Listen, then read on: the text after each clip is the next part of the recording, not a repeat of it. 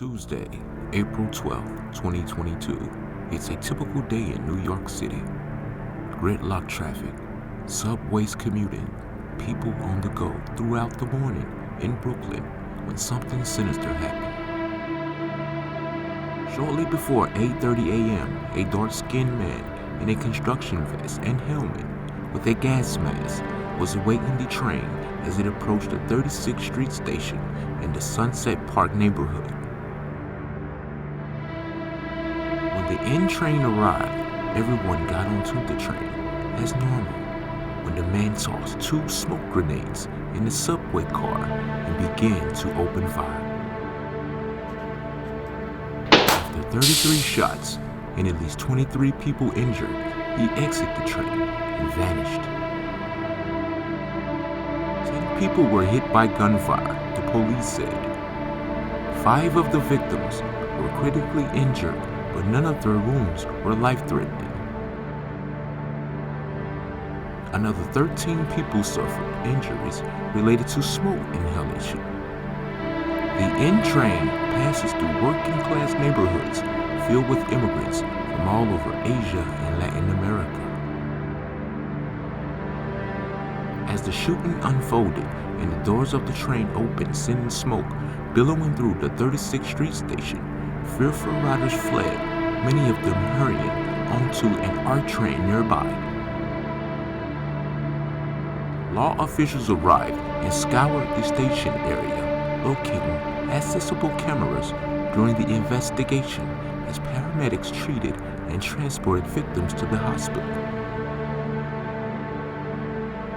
One senior law enforcement official said that it appeared none of the station's cameras were in full operation at the time of the shooting on Tuesday.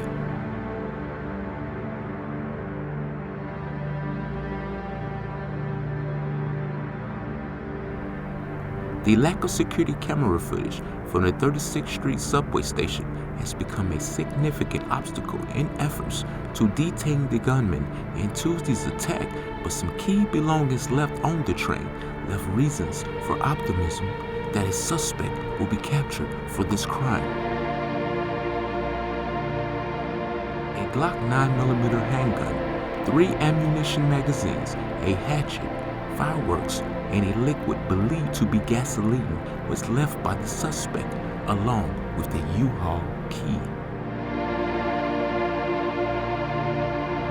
Video showed the suspect ditching the U-Haul at Kings Highway around 6 a.m. wearing an orange work vest and a yellow hard hat as if headed to work. The police found the van abandoned on the street late Tuesday afternoon, about 5 blocks from the Kings Highway station, where the gunman had gotten onto the subway about 5 miles from the 36th Street station where the shooting happened. Police tracked and it was rented by Frank R. James, 62, at a U-Haul in Philadelphia. Mr. James has addresses in Philadelphia and Wisconsin, the police said.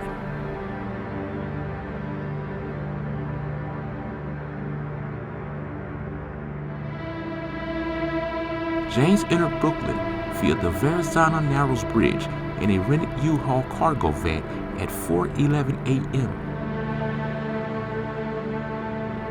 Tuesday morning, he strolled casually from a subway station filled with injured and terrified passengers and made his exit. Amid the chaos, James ditched his belongings, his construction vest, a mask, and boarded an R train that traveled 1 stop.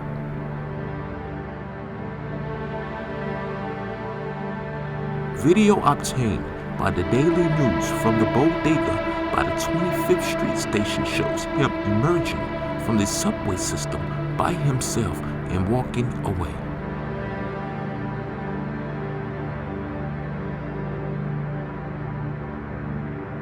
A few seconds later, a group of people are seen running for their lives, seemingly unaware they're fleeing towards the suspected gunman.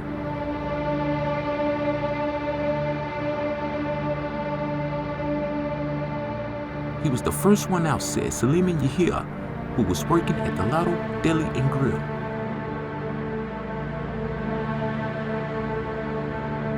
They were looking for gray clothing and a construction hat, and he came out in all black.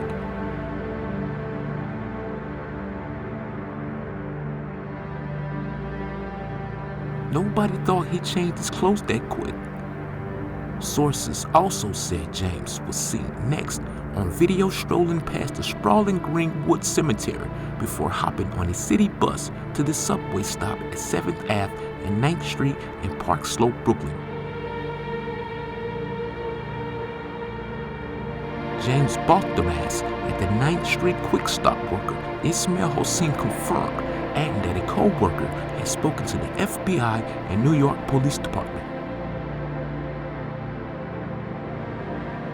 The night of the attack, law enforcement sources told the news James stayed at the Chelsea International Hostel on West 20th Street. The next morning, James was spotted at Dimes, the popular eatery that serves eclectic, health-conscious California-style dishes.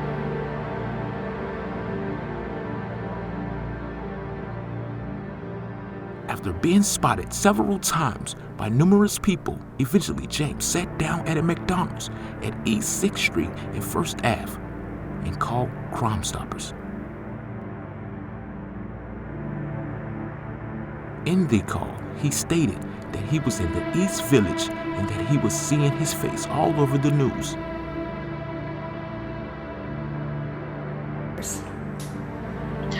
Yeah, so everyone's going to respond. Anyone that was in Brooklyn today is going to respond. When you have something like this, the NYPD will usually call a level 2 or a level 3 mobilization, which means every single precinct in the city is sending personnel, because at that moment they didn't know exactly what they had. They had several injuries, people running out. It was a very chaotic scene.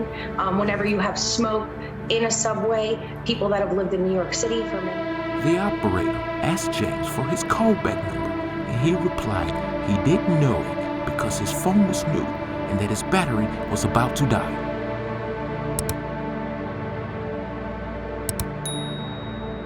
James told the operator he'd be charging his phone at a McDonald's or somewhere else nearby, authorities said. In a strange yet appropriate twist, cops finally put the cuffs on James after a New Jersey security camera company worker, Zach Zahan, recognized the often recorded suspect walking on St. Mark's Place and flagged down a passing police vehicle. Which helped lead to his capture. He will face a judge in federal court today. He is charged with violating a law that prohibits terrorist and other violent attacks against a mass transportation system. Joining me now, retired NYPD officer Jillian Snyder and Early Start anchor and attorney at law, Laura Jarrett. Jillian, look, he called the tip line himself. What does that tell you? There's a lot of reasons he may have done that, honestly. The Syrian immigrant, a shop owner, and artist are among those who played a role in leading the police to Frank R. James.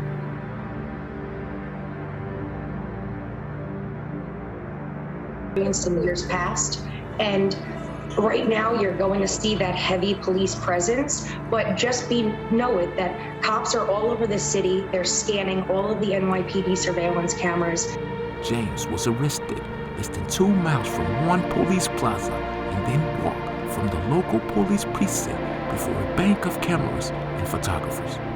He knew he couldn't get away. It sounds like you're saying that the way that law enforcement went about capturing him had a big impact in the way that this all ended. It did. They disseminated information in real time. As soon as they had credible, factual support, they put it out there to the public. They wanted them to be involved. They wanted them to be on the lookout. And I think the way the NYPD and the FBI handled this is outstanding. All right, Counselor, explain to me. He's charged with committing a terrorist act on a mass transit.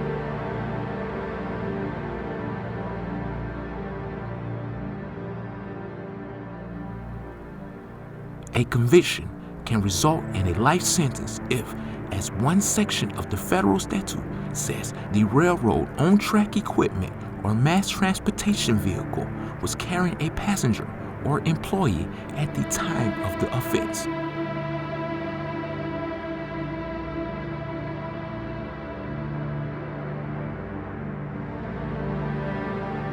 Congress passed that law a year after dozens of people were killed and more than 100 more were injured when a luxury passenger train traveling from Chicago to Oakland, California, derailed in Nevada because of the tracks. James appeared to have posted several videos on YouTube where he talked about news events and long, vitriolic rants.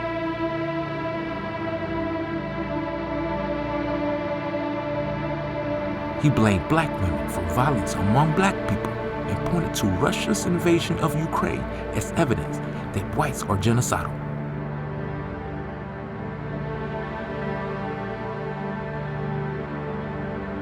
James ran it on YouTube about homelessness, the conditions of the subways, and societal decay. He also made a bizarre comment about he believes something terrible could happen on the subway.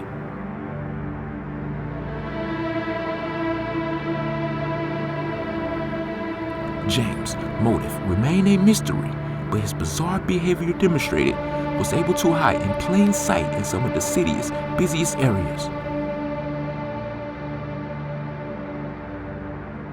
The day before the attack, in which the police say he opened fire on a subway car, shooting 10 people and injuring at least 13 more, referring to himself as Prophet of Doom, Mr. James posted a video in which he said he had often wanted to kill and to watch people die right in front of him.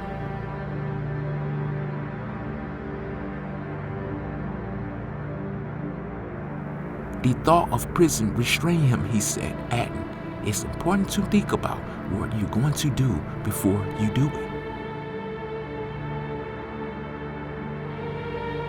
Mr. James was arrested on Wednesday and charged with committing the worst crime on New York's subway system in nearly 40 years. He was expected to appear in federal court on Thursday.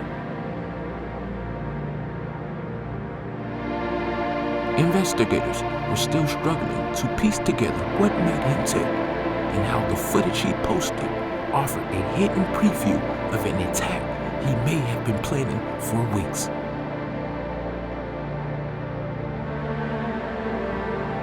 Mr. James obviously displayed signs of mental health problems from the videos, which was indeed a red flag for this incident.